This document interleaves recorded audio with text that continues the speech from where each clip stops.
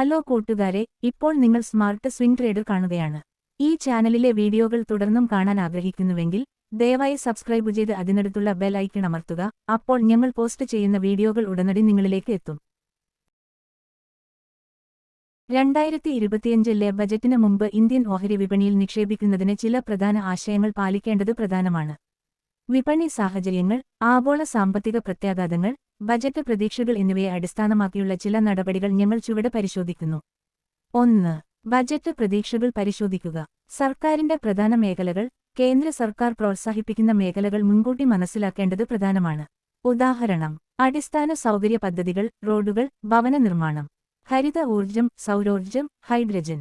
കാർഷിക മേഖല, ഉയർന്ന സബ്സിഡികൾ അല്ലെങ്കിൽ പുതിയ പദ്ധതികൾ. നികുതി ഇളവിലെ മാറ്റങ്ങൾ, നികുതി മേഖലയിലെ മാറ്റങ്ങൾ, വ്യക്തിഗത നികുതി ഇളവിലെ വർധനവ് ഉപഭോഗാധിഷ്ഠിത സ്റ്റോക്കുകളിൽ വർധനവിന് കാരണമായേക്കാം. 2. ഹ്രസ്വകാല നിക്ഷേപങ്ങൾ, ഹ്രസ്വകാല തന്ത്രങ്ങൾ. ബ്ലൂ ചിപ്പ് ഓഹരികൾ, ഉയർന്ന സ്ഥിരയോടെ പ്രവർത്തിക്കുന്ന റിലയൻസ്, HDFC ബാങ്ക്, ഇൻഫോസിസ് തുടങ്ങിയ ഓഹരികളിൽ നിങ്ങൾക്ക് നിക്ഷേപിക്കാം. ധനകാര്യ, ബാങ്കിംഗ് മേഖല. കേന്ദ്ര ബാങ്ക് പലിശ നിരക്കുകൾ സ്ഥിരമായി നിലനിർത്തിയാൽ ബാങ്ക്, ധനകാര്യ സ്ഥാപനങ്ങളുടെ ഓഹരികൾ ഉയർന്നേക്കാം. മാനവ വിഭവശേഷി വികസനം, വിദ്യാഭ്യാസ, സാങ്കേതിക മേഖലകളിലെ പ്രഖ്യാപനങ്ങൾ പ്രതീക്ഷിച്ച് നിങ്ങൾക്ക് നിക്ഷേപം നടത്താം. 3. സെക്ടറുകളും സ്റ്റോക്കുകളും തിരഞ്ഞെടുക്കുക. വളർച്ചാ സാധ്യതയുള്ള മേഖലകൾ. 1. നിർമ്മാണം. ഇന്ത്യയുടെ ദീർഘകാല അടിസ്ഥാന സൗകര്യ പദ്ധതികളിൽ ടാറ്റ സ്റ്റീൽ, എൽ&ടി തുടങ്ങിയ ഓഹരികൾ മുൻപന്തിയിലായിരിക്കും. 2. Green energy, NTPC, Adani green പോലുള്ള ഗ്രീൻ എനർജി സ്റ്റോക്കുകളെ സൂക്ഷ്മമായി പരിശോധിക്കുക. 3. ആരോഗ്യം. പുതിയ ആശുപത്രി പദ്ധതികളുടെയും ധനസഹായത്തിന്റെയും പ്രതീക്ഷയിൽ സൺ ഫാർമ, ഡോക്ടർ റെഡ്ഡീസ് പോലുള്ള ഓഹരികൾ നിങ്ങൾക്ക് തിരഞ്ഞെടുക്കാം. 4.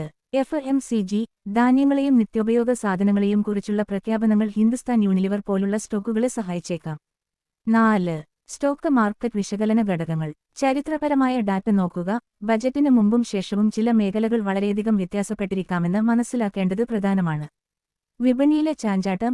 ബജറ്റിന് മുന്നോടിയായി വിപണിയിലെ ചാഞ്ചാട്ടം വർദ്ധിക്കാൻ സാധ്യതയുള്ളതിനാൽ ഓഹരികൾ വാങ്ങുമ്പോഴോ വിൽക്കുമ്പോഴോ ശ്രദ്ധിക്കണം. 5. വൈവിധ്യവൽക്കരണം. മേഖലകളുടെ വൈവിധ്യവൽക്കരണം. നിക്ഷേപത്തെ അടിസ്ഥാന സൗകര്യങ്ങൾ, ഊർജ്ജം, ധനകാര്യം, ആരോഗ്യം തുടങ്ങിയ മേഖലകളായി വിഭജിക്കുക. ദീർഘകാല, ഹ്രസ്വകാല വീക്ഷണങ്ങൾ. ദീർഘകാല വളർച്ചയെ പിന്തുണയ്ക്കുന്ന സ്റ്റോക്കുകളും പെട്ടെന്നുള്ള ലാഭം നൽകുന്ന സ്റ്റോക്കുകളും തമ്മിൽ സന്തുലിതാവസ്ഥ നിലനിർത്തുക. 6. സീഡ് പ്ലാനുകൾ ഉപയോഗിക്കുക. വിപണിയിലെ ഏറ്റക്കുറച്ചിലുകൾക്കിടയിൽ ദീർഘകാല നിക്ഷേപത്തിന് സിസ്റ്റമാറ്റിക് ഇൻവെസ്റ്റ്മെന്റ് പ്ലാനുകൾ, സീഡ്കൾ വളരെ ഉപയോഗപ്രദമാണ്. 7. ആഗോള പ്രത്യാഘാതങ്ങൾ മറക്കരുത്.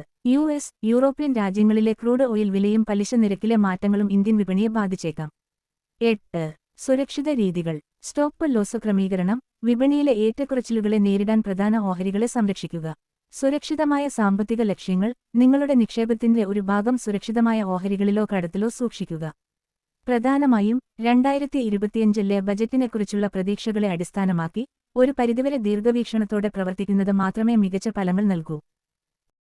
ഈ വീഡിയോയിലോ മുൻകാല അഭിപ്രായങ്ങളിലോ പരാമർശിച്ചിരിക്കുന്ന കാഴ്ചപ്പാടുകളും അഭിപ്രായങ്ങളും സ്വിംഗ് ട്രേഡർ എന്ന യൂട്യൂബ് ചാനലിന്റെ ബാനറിൽ ലഭ്യമാണ്. ഇത് വിദ്യാഭ്യാസ ആവശ്യങ്ങൾക്കായി മാത്രമാണ് ഉദ്ദേശിച്ചിരിക്കുന്നത്.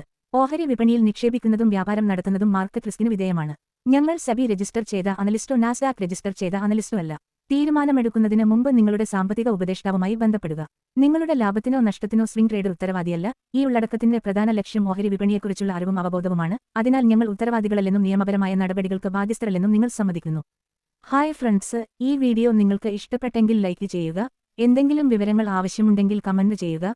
നിങ്ങളുടെ സുഹൃത്തുക്കളുമായി പങ്കിടുക. സബ്സ്ക്രൈബ് ചെയ്യാൻ മറക്കരുത്. Thanks for watching friends.